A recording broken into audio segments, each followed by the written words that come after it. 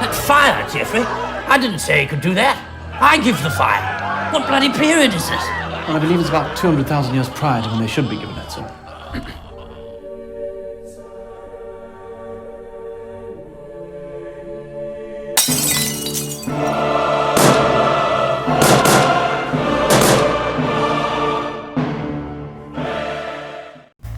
Yep, it's an internet atheist video. That's enough for that.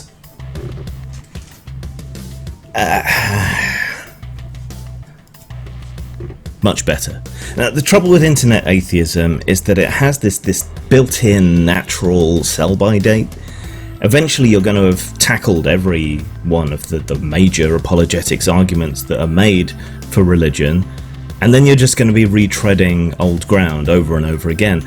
It's especially a problem because the arguments on the religious side generally don't actually progress. The apologetic to your debunking of the first apologetic usually amounts to either or a restatement of the same flawed argument that you've already debunked, just in more flowery language, more complex language, trying to confuse and befuddle and obfuscate the fact that it's the same tired argument. William Lane Craig, I'm looking at you. So, I mean, it may not seem like it, but you know, this seemingly insurmountable mound of bullshit can eventually all be chipped away, and then you're just repeating yourself. And I think this is why so many atheist channels became more skeptic channels, began to turn their fire on other things, anti-vaxxers, flat earthers, particularly wild political ideology, and so on. And you know, that's fine. That's all good. I mean, it's low-hanging fruit. Well, no, religion is already low-hanging fruit. So this would be subterranean fruit once you go after flat earthers and anti-vaxxers and chemtrail people and the like. So low-hanging fruit versus potatoes, but put it that way.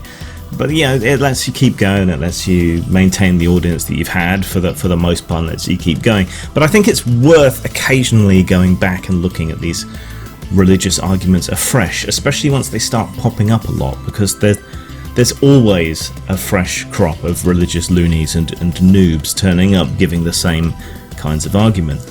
And one that turns up a lot, and I really don't know why because it's such a terrible argument, is the idea of the prime mover, the first cause, the uncontingent contingency.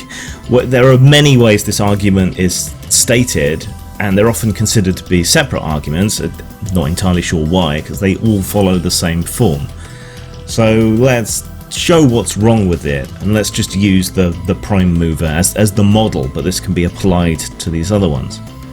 The basic form of the argument is that everything that we observe has a cause, right? So if I drop this tube of paint, right, the cause is me dropping that tube of paint. I decided to do so because I'm doing a video about internet atheism, and all that technology that's involved in that has an origin, and all the people that invented that technology have an origin, and all their parents have an origin, and the education system that educated them has an origin, and so on and so on and so on, and back and back and back and back and back to what must be, in the form of this argument, the ultimate cause. They then make a huge leap and say that it must be God that is the ultimate cause of everything. The basic and obvious problem with this argument is that if everything requires a cause, then this God would also require a cause, and whatever caused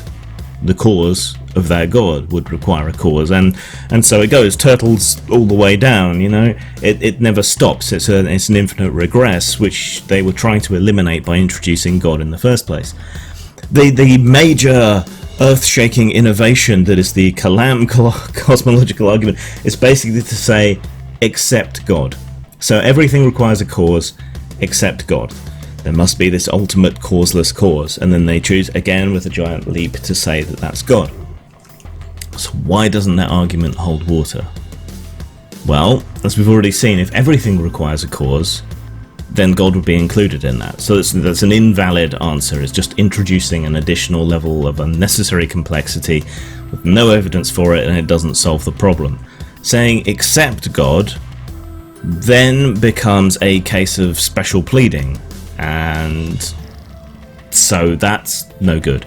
If not everything requires a cause, because you've made this exception for God, so you've admitted that there are causeless causes, then why would this causeless cause have to be God, and why would it have to be your specific God in particular? Right? So that's immediately self-defeating, because if you're admitting that not everything requires a cause, because you're saying your God doesn't, then that opens the door for naturalistic possibilities, or other gods, or Ernie the Flatulent Donkey from Universe 23, or whatever it might be.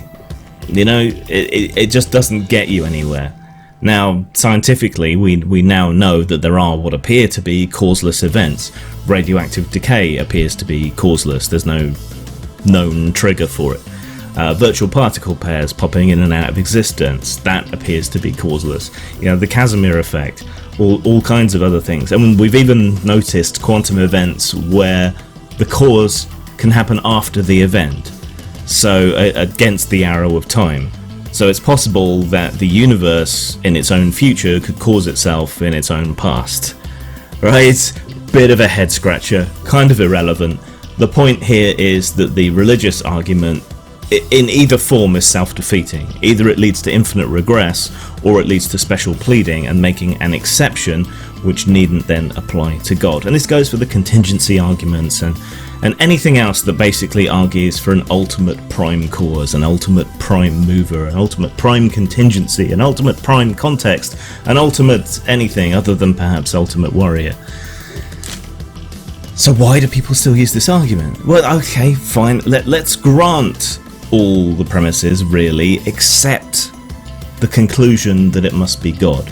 So if you're saying that there must be some ultimate causeless cause, you still have all your work ahead of you to prove what it is, to discern what it is, and to prove that it's your God rather than something naturalistic like a quantum effect, or someone else's God, or some God we haven't even conceived of yet. Right? You still have a huge amount to do. You can't just say there must be a causeless cause and the only thing that it can be is God. You need to still prove that God exists. At absolute best, what you have at the end of these arguments is a rather flimsy hypothesis, and that's me being incredibly generous with the terminology here, right? You're still going to have to prove what it is and prove that it's your God. And good luck doing that. Zang. Old Fat Punks is part caper, part comedy, part nostalgia, and part commentary. It follows three aging punks as they build themselves up for one big, nihilistic last hurrah. You can buy Old Fat Punks at Amazon, DriveThruFiction, or Lulu.com. Follow the links below or search on those sites.